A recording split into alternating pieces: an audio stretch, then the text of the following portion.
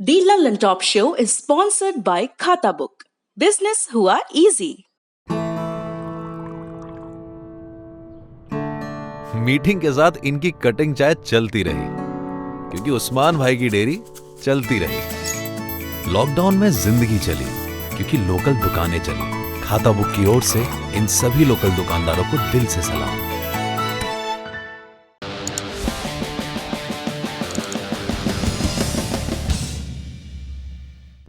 नमस्कार, सौरभ द्विवेदी नाम है हमारा और आप देखना शुरू कर चुके हैं दी ललन टॉप शो। एक दुखद खबर है, हमारे पूर्व राष्ट्रपति प्रणब मुखर्जी का दिल्ली के आर्मी अस्पताल में आज निधन हो गया। शाम करीब 5:45 बजे उनके बेटे अभिजीत मुखर्जी ने उनके देहांत की जानकारी ट्विटर के जरिए दी।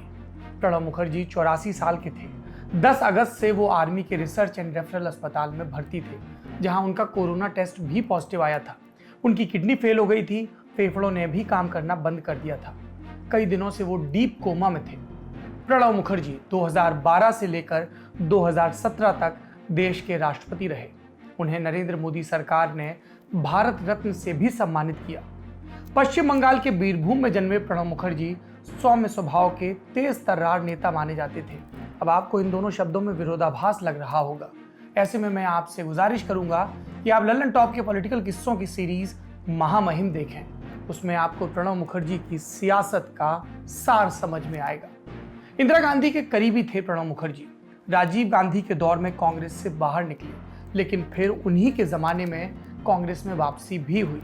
इसके बाद वो गांधी परिवार के करीब बने रहे, लेकिन 84 के दौर में जो संदेह का बीज बोया गया था वो हमेशा बरकरार रहा। इसलिए प्रणब मुखर्जी गांधी परिवार के सबसे ऊपर पद पर न जाने के बावजूद प्रधानमंत्री के पद के दावेदार नहीं बन पाए और उनसे कहीं जूनियर मनमोहन सिंह प्रधानमंत्री बन गए। प्रणब दा को विदेश मंत्रालय और वित्त मंत्रालय जैसे प्रभार संभालने पड़े और 2012 में वो देश के महामहिम बन गए। उनके निधन पर पूरे देश में शोक की लहर है। राष्ट्रपति रामनाथ कोविंद और प्रधानमंत्री नरेंद्र मोदी समेत तमाम बड़े राजनेताओं ने दुख जताया है। ललन टॉप भी उनको अपनी श्रद्धांजलि अर्पित करता है। अब बढ़ते हैं दिन की सुर्खियों की तरफ। सबसे पहले कोरोना संक्रमण के आंकड़े। पिछले 24 घंटे में कोरोना वायरस के 78,512 नए मामले सामने आए। 971 लोगों की मौत हुई। कुल मामले बढ़कर हो गए हैं 36,21,246। एक्टिव मामलों की संख्या है 7,81,975। देश में रोजाना तकरीबन 8.5 लाख लोगों का कोरोना टेस्ट हो रहा है। अभी तक हमने 4 करोड़ से ज्यादा सैंपल टेस्ट कर लिए हैं। भारत में पिछले 4 दिनों से 75,000 से ज्यादा मामले रोजाना सामने आ रहे हैं और रोजाना आने वाले आंकड़ों के लिहाज से अब भारत का दुनिया में नंबर पहला हो गया है। सरकार कह रही है ज्यादा मामले आ रहे हैं क्योंकि ज्यादा टेस्टिंग हो रही है। वैसे एक अपडेट आपको और दे दें छोटा सा।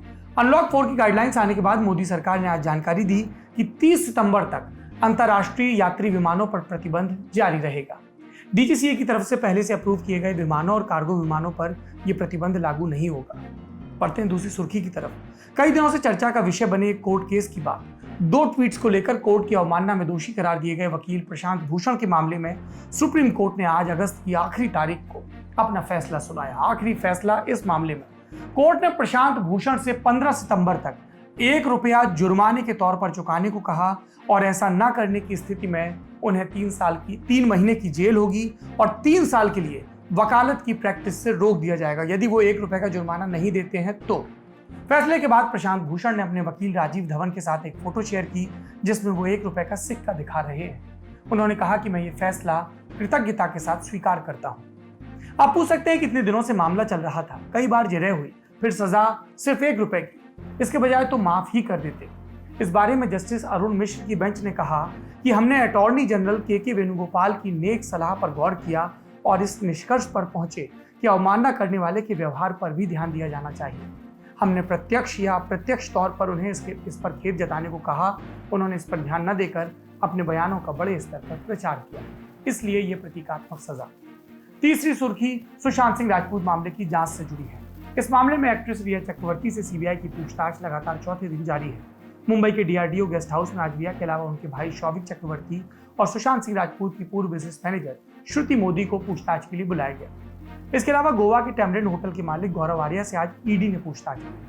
ड्रग सप्लाई के आरोप में गौरव आर्या का नाम सामने आया। चौथी सुर्खी में बात उन लोगों की जो बाढ़ से जूझ रहे हैं ओडिशा और मध्य प्रदेश में बाढ़ जैसे हालात हैं। ओडिशा में 14 लाख से ज्यादा हमारे देश के नागरिक प्रभावित हैं। अब तक 17 लोगों की मौत हो चुकी है। भारी बारिश और बंगाल की खाड़ी में लगातार हल्का दबाव क्षेत्र बनने की वजह से 20 जिलों में बाढ़ है। एनडीआरएफ की 4 टीमें और Odisha disaster rapid action force की 17 टीमें राहत और बचाव के कार्य में लगी है। 340 गांवों के 57,824 लोगों को सुरक्षित निकाला जा चुका है। मध्य प्रदेश की बात करें तो इसके दक्षिणी और पश्चिमी इलाकों में बाढ़ से हालत खराब हो रही है। मुख्यमंत्री शिवराज सिंह के मुताबिक बाढ़ में फंसे 11,000 से ज्यादा लोगों को भारतीय सेना, वायुसेना और डिजास्टर रिस्पॉन्स फोर्सेस की मदद से बचाया गया है। 12 जिलों के 454 गांव इससे प्रभावित हुए हैं और नर्मदा नदी का जल स्तर 21 साल का रिकॉर्ड तोड़ चुका है। अब बढ़ते हैं आज की बड़ी खबर की तरफ। प्रधानमंत्री नरेंद्र मोदी, पक्ष हो या विपक्ष, दोस्त हो या दुश्मन, एक बात हर कोई मानता है कि संवाद या कम्युनिकेशन नरेंद्र मोदी का स्ट्रॉन्ग पॉइंट है। बड़ी संख्या में समर्थक हैं तो लाइक, कमेंट और शेयर की दुनिया में भी नरेंद्र मोदी प्रधान है। हम ये सोचते हैं और हमारे सामने आ जाता है भारतीय जनता पार्टी का आधिकारिक यूट्यूब चैनल। इस पर 30 अगस्त 2020 को अपलोड हुआ प्रधानमंत्री नरेंद्र मोदी की मन की बात प्रोग्राम का हिस्सा वीडियो। इस वीडियो को मिले 5.5 लाख डिसलाइक, लाइक्स की संख्या 81,000। ये 31 अगस्त 2020 के दोपहर 4 बजे तक का आंकड़ा है। यूट्यूब की दुनिया में लाइक को ज्यादा मोल नहीं मिलता। थोड़ा भी पसंद आने पर अंगूठा दबा दिया जाता है।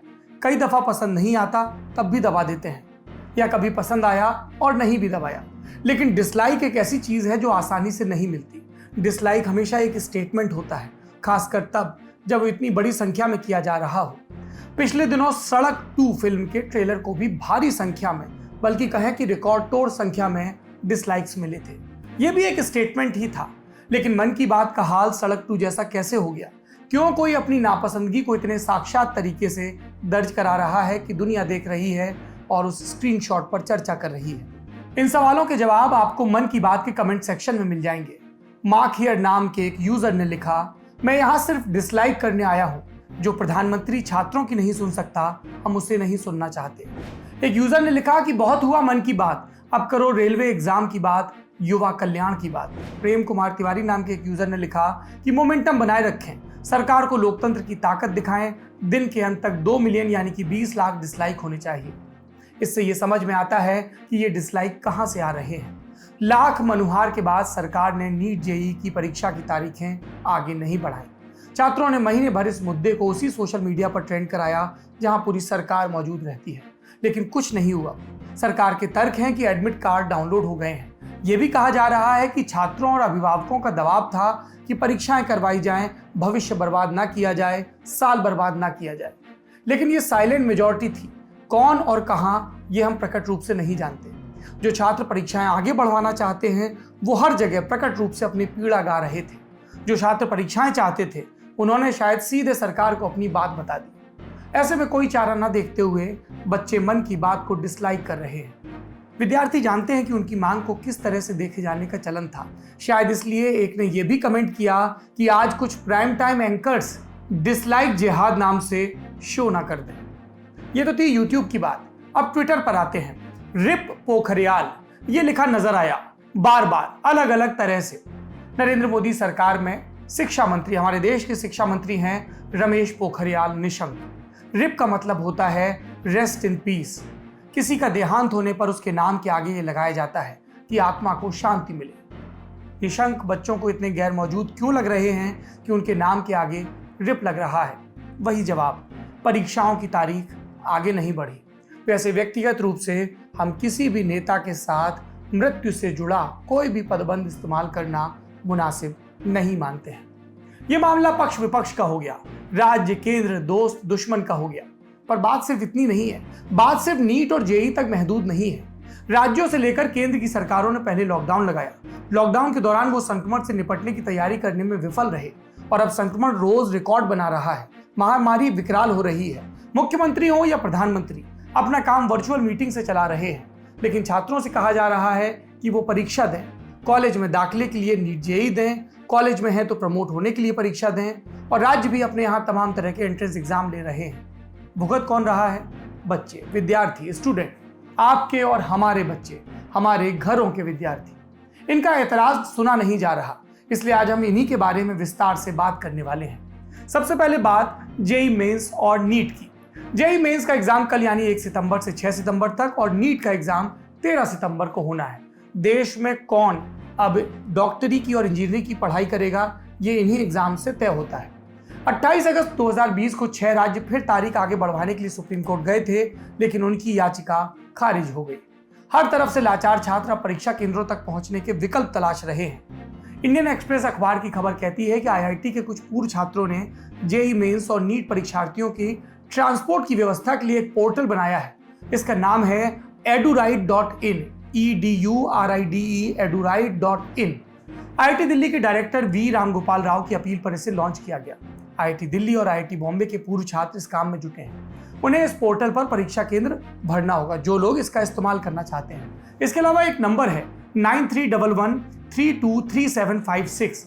इस पर सुबह 10 बजे से शाम 5 बजे तक डायल भी कर सकते हैं ट्रांसपोर्ट की हेल्प के लिए। इससे लोग छात्रों को परीक्षा केंद्र पहुंचाने में वॉलंटियर कर सकते हैं, डोनेशन भी दे सकते हैं। इसकी मदद से कैब की व्यवस्था की जाएगी, यानी यदि आप विद्यार्थियों की मदद करना चाहते हैं तो ये आपके लिए है। आईआईटी दिल्ली के पूर्व छात्रों ने परीक्षार्थियों की मदद के लिए करियर्स 360 नाम का पोर्टल भी बनाया है। खबरें राज्यों से भी हैं। मध्य प्रदेश के मुख्यमंत्री शिवराज सिंह चौहान ने कहा है कि जेईई मेंस और नीट के परीक्षार्थियों को परीक्षा केंद्रों तक पहुंचाने के लिए मध्य प्रदेश सरकार ने निःशुल्क परिवहन की व्यवस्था की है। रजिस्ट्रेशन के लिए उन्होंने एक वेबसाइट भी बताई। सुनिए मुख्यमंत्री को। केवल परीक्षार्थी को 1@1 या मध्य प्रदेश ई पास पोर्टल पर संपर्क कर रजिस्टर कराना होगा। संबंधित जिला प्रशासन को मैंने निर्देश दिए हैं, वो परीक्षार्थी को ये सुविधा उपलब्ध कराएगा। अगर परीक्षार्थी चाहे तो अपने साथ एक सहयोगी को भी निःशुल्क ले जा सकेंगे। उधर ओडिशा में सरकार की तरफ से छात्रों के ठहरने के लिए कई जगह प्रबंध किए गए हैं। ये स्वागत योग्य कदम है और हम उम्मीद करते हैं कि सभी राज्यों के मुख्यमंत्री ट्रांसपोर्टेशन को लेकर, स्टूडेंट्स के ठहरने को लेकर इसी तरह की पहलकदमी करें, वेबसाइट और हेल्पलाइन के नंबर रिलीज करें, ताकि केंद्र सरकार का जो घोषित ध्येय है कि हम सारी सुरक्षा और प्रोटोकॉल के साथ परीक्षाएं करवाएंगे और जो संविधान का ध्येय है कि सबको बराबरी का मौका मिलेगा, उसकी पूर्ति हो सके। वैसे पॉलिटिकल फ्रंट पर और भी अपडेट रहे। आज सुब्रमण्यम स्वामी ने ट्वीट कर कहा कि मैंने आखिरी प्रयास के रूप में आज सुबह प्रधानमंत्री आवास को फोन किया ताकि नीट जेईई परीक्षाओं को दीपावली के बाद तक के लिए स्थगित करवाया जा सके। दफ्तर के सचिव ने कहा कि वो उधर से फोन करेंगे। जब ऐसा होगा तो मैं छात्रों को सूचित करूंगा। इससे पहले भी स्वामी परीक्षाएं टालने की मांग कर चुके हैं। नीट और जेईई प्रकरण परीक्षाएं टालने की मांग का सबसे चर्चित उदाहरण था, लेकिन इस लिस्ट में और भी बहुत से नाम हैं। बल्कि इससे उलट, जहां पर परीक्षाएं टलती जा रही हैं और यहां पर विद्यार्थियों की मांग है परीक्षाएं करवाओ या फिर रिजल्ट डिक्लेयर करो। किस तरह की मांग है, विस्तार से बताते हैं आपको। एसएससी और सीजीएल। एसएससी क्या होता है? स्टाफ सिलेक्शन कमीशन, हिंदी में बोलते हैं कर्मचारी चयन आयोग। देश में केंद्र सरकार की सबसे ज्यादा भर्तियां एसएससी से ही होती हैं। ये 3 अहम एग्जाम करवाती है। पहला सीजीएल यानी कि कंबाइंड ग्रेजुएट लेवल एग्जाम। इसमें अलग अलग मिनिस्ट्रीज और विभागों में बी और सी ग्रेड के अधिकारियों की भर्ती होती है। दूसरा होता है सीएचएसएल यानी combined higher secondary level exam. इसमें lower divisional clerk, postal assistant, court clerk और डेटा एंट्री ऑपरेटर जैसे पदों के लिए भर्ती होती है। तीसरा होता है एमटीएस यानी कि मल्टीटास्किंग स्टाफ। ये मंत्रालयों और विभागों में ग्रेड सी नॉन क्लर्क की भर्ती के लिए होता है। अब जो सीजीएल परीक्षा है वो 4 चरणों में होती है, सीएचएसएल 3 चरणों में और एमटीएस 2 चरणों में। ये तीनों परीक्षाएं छात्रों के लिए पंचवर्षीय योजना की तरह हो गई हैं, जबकि कायदे से 1 वर्ष में पूरा साइकिल पूरा होना चाहिए। एसएससी सीजीएल का नोटिफिकेशन मई 2018 में आया। याद करिए, मई 2018 यानी कि नरेंद्र मोदी के पहले कार्यकाल के 4 वर्ष पूरे हुए थे, तब पहला नोटिफिकेशन आया। टीयर 1 का एग्जाम हुआ 1 साल बाद जून 2019 में। 2019 के दिसंबर के महीने में टीयर 3 के एग्जाम हुए। मई तक नतीजा आना था, अभी तक नहीं आया। आप सोचिए कि जिन लाखों बच्चों ने 2018 में नोटिफिकेशन देखकर नौकरी के लिए फॉर्म भरा था, वो अब तक नई परीक्षाओं की तारीख और पुरानी परीक्षाओं के नतीजे के इंतजार में दिन गिन रहे हैं। और नोटिफिकेशन कब आया था? आज से 2.25 साल पहले। रिजल्ट कब आएगा? नहीं पता। रिजल्ट आ भी जाएगा तो जिस रफ्तार से काम हो रहा है उसमें लगता है कि ये 2021 में भर्ती प्रक्रिया पूरी हो पाए तो बहुत बड़ी बात है। यानी एसएससी के जरिए नौकरी लेने में 3 से 4 साल लग जाएंगे और लाखों बच्चों के 4 साल बर्बाद हो रहे हैं। सीजीएल की बात करें तो मई 2018 में 26 लाख छात्रों ने फॉर्म भरे, 42,570 ने टियर 3 के एग्जाम दिए, लेकिन नतीजा अभी तक नहीं आया। 96,000 अभ्यर्थी एमटीएस की परीक्षा में बैठे, वो भी एग्जाम के रिजल्ट की आस लगाए बैठे हैं। बीच बीच में आस के दौरान ये सोशल मीडिया पर कैंपेन चलाते हैं कि शायद उससे कुछ हो, परीक्षा का नतीजा मांगते हैं, लेकिन इनकी सुनवाई नहीं हो रही। ये तो एसएससी की बात थी। अब भारतीय रेलवे की बात करते हैं। रेलवे ने फरवरी 2019 में विज्ञापन निकाला, नौकरियां ही नौकरियां। एनटीपीसी यानी कि नॉन टेक्निकल पॉपुलर कैटेगरीज में 35,208 पोस्ट की वैकेंसी निकाली गई। इसमें clerk, ticket clerk, goods guard, station master आदि की भर्ती होती है। एनटीपीसी के लिए आवेदन करने वालों की संख्या, गौर से सुनिएगा, एनटीपीसी के लिए आवेदन करने वालों की संख्या 1,26,00,000 के लगभग है। जून और सितंबर 2019 के बीच इसकी परीक्षा आयोजित होनी थी। 2020 का सितंबर आ गया, 1 साल से ज्यादा हो गया। जो तय तारीख थी, समय था उसके मुकाबले, लेकिन एग्जाम अभी तक नहीं हुआ। आप कह सकते हैं कि कोविड-19 आ गया, पर मैं भी कह सकता हूं कि कोविड-19 मार्च में आया है। एग्जाम तो 2019 में होने थे। इस वैकेंसी के साथ ही रेलवे ने ग्रुप डी में 1,03,769 पदों की वैकेंसी निकाली थी। इसके लिए 1,15,00,000 के लगभग आवेदन आए। सितंबर अक्टूबर 2019 में इस भी एग्जाम का शेड्यूल था। अब तक परीक्षा नहीं हुई, अब तक एग्जाम नहीं हुआ। दोनों परीक्षाओं के लिए मोटामाटी 2,40,00,000 फॉर्म भरे गए। इसमें कई को नौकरी मिलती, लेकिन लोकसभा चुनाव के बाद सब ठंडे बस्ते में चला गया। ये तो केंद्र की बात हो गई। युवाओं की बात करते हैं, सोशल मीडिया पर सक्रिय हैं, रोजगार की बात करते हैं, देश की बात करते हैं। तो क्या सारी गलती सिर्फ नरेंद्र मोदी की है? क्या बाकी राज्यों की सरकारों को, उनके हुक्मरानों को बरी कर दिया जाए? जवाब है नहीं। प्रधानमंत्री नरेंद्र मोदी की केंद्र सरकार की भी गलती है और राज्यों की भी। अब आप राज्यों की सूची सुन लीजिए।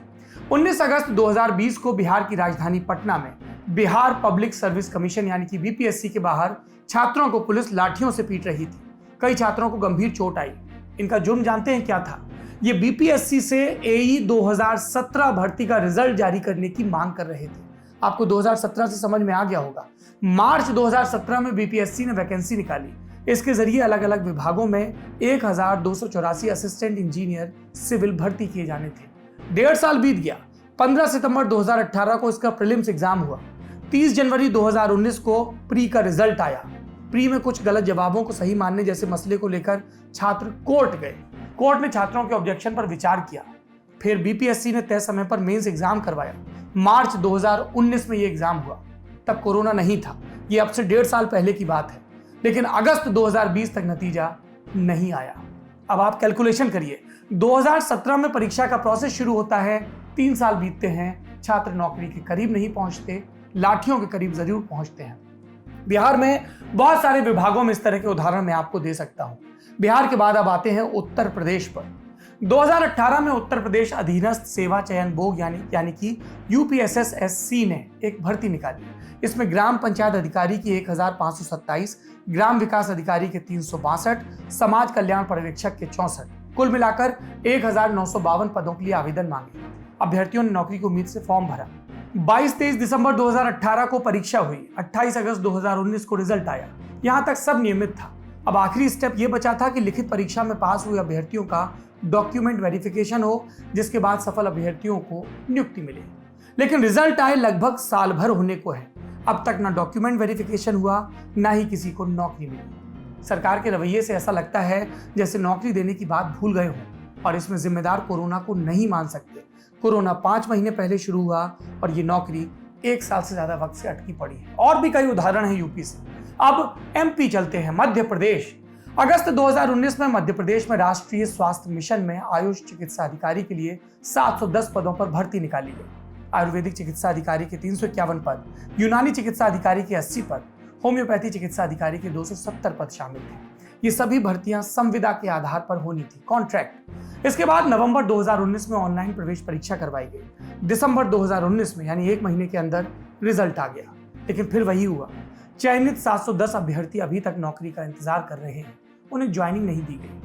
हर राज्य की यही कहानी है। आपने एनडीए और भाजपा शासित राज्यों का हाल सुन लिया, लेकिन सिर्फ स्थिति यही खराब है क्या? जवाब है नहीं। बाकी सरकारों में भी कमोबेश यही हाल है, बल्कि इससे भी बदतर हाल। राजस्थान की बात करते हैं।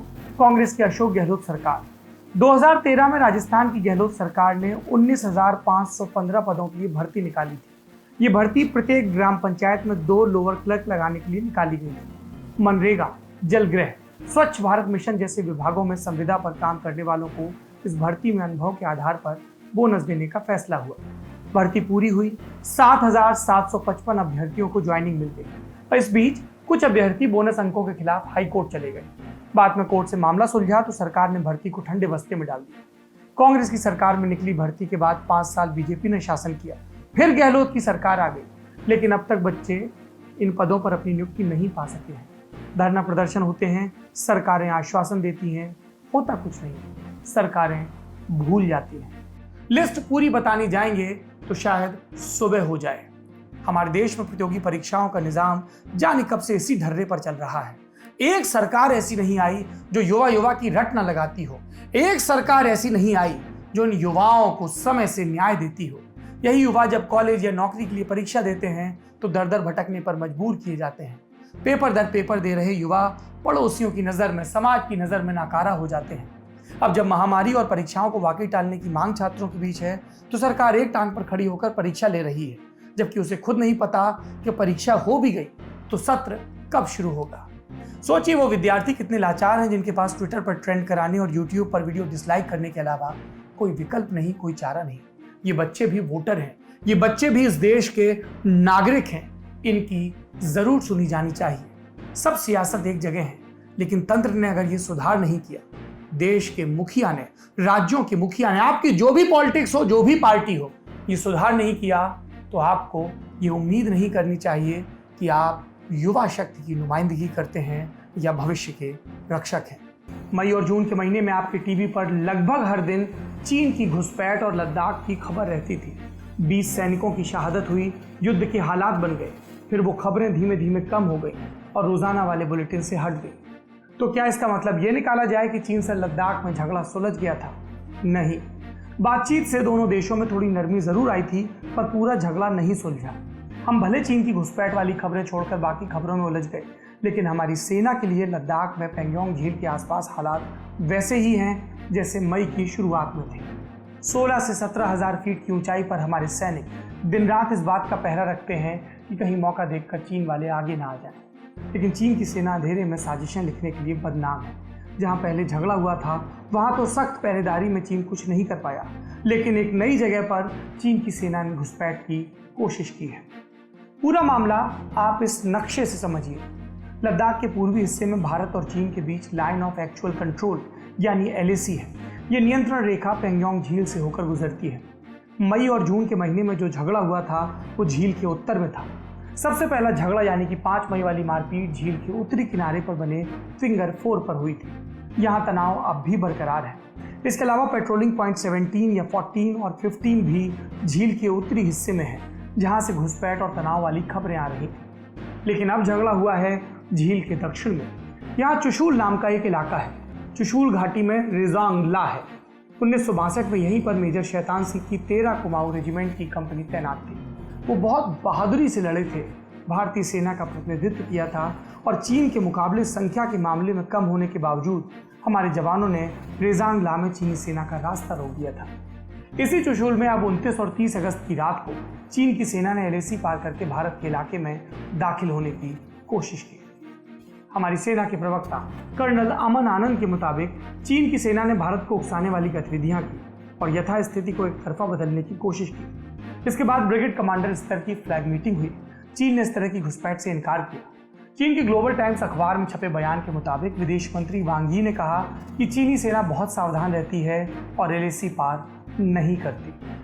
लेकिन इस घटना के बाद लद्दाख में एक बार फिर से हालात तनावपूर्ण हो गए हैं। हालांकि इस बार किसी हिंसक झड़प या मारपीट की खबर नहीं आई है। तनाव को देखते हुए श्रीनगर लेह हाईवे को आम नागरिकों के लिए बंद कर दिया गया है। केवल सेना ही इस रास्ते से आवाजाही कर सकती है। मई और जून वाली झड़प के बाद गलवान घाटी का झगड़ा भारत और चीन ने सुलझा लिया था, लेकिन पेंगोंग झील के पास पहले जितना ही झगड़ा अब भी है। दोनों देशों में कई बार बैठक हो चुकी है, पर बात नहीं बन रही। आज के दी लंदन टॉक शो में इतना ही। आज मशहूर लेखिका अमृता प्रीतम का जन्मदिन है। इस मौके पर उनकी कविता सुनिए। याद रखिए, भारत करुणा का देश है, लेकिन भारत शक्ति की पूजा करने वाला देश भी है, और हम उन दोनों का संतुलन साध कर रखते हैं, शस्त्र का और शास्त्र का संतुलन। अमृता प्रीतम पर वापस लौटते हैं, करुणा पर वापस लौटते हैं। उनकी ये कविता धूप का टुकड़ा कविता का शीर्षक है। मुझे वह समय याद है जब धूप का एक टुकड़ा सूरज की उंगली थाम कर अंधेरे का मेला देखता उस भीड़ में खो गया। सोचती हूँ सहम और सूनेपन का एक नाता है। मैं इसकी कुछ नहीं लगती, पर इस छोटे बच्चे ने मेरा हाथ थाम लिया। तुम कहीं नहीं मिलते, हाथ को छू रहा है एक नन्हा सा गर्म श्वास। न हाथ से बहलता है, न हाथ को छूता है। अंधेरे का कोई पार नहीं, मेले के शोर में भी खामोशी का आलम है। और तुम्हारी याद इस तरह जैसे धूप का एक टुकड़ा। अपने लेखकों को खोज कर पढ़िए, एक बेहतर मनुष्य बनिए। आज के शो में इतना ही। अपना और अपनों का ख्याल रखिए। शुभ रात्रि।